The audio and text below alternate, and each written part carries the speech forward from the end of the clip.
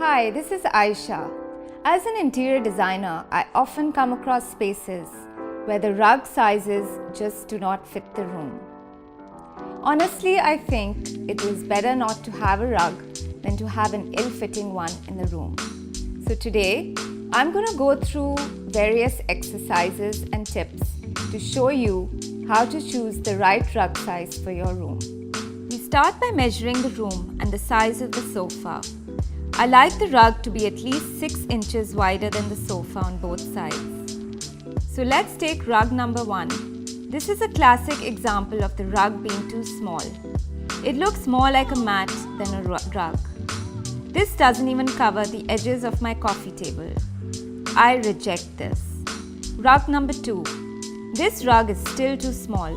The size is smaller than the sofa. So when I put my foot down, it is half on and half off the edge of the rug. Now let's talk about the pattern a bit.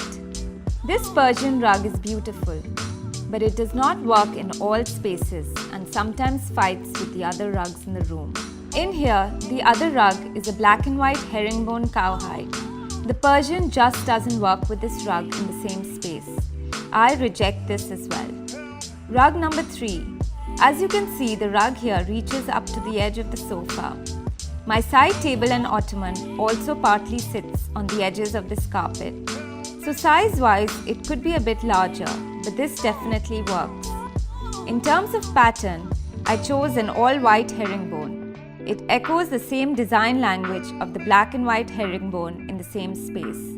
It also gives me a neutral backdrop, and now I can layer my coffee table with as much color, pattern and texture as I want.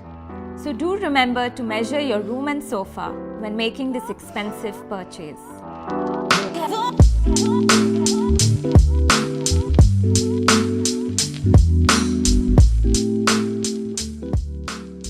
So here it is, we've selected the final rug for this space. For more tips and tricks, subscribe to my channel.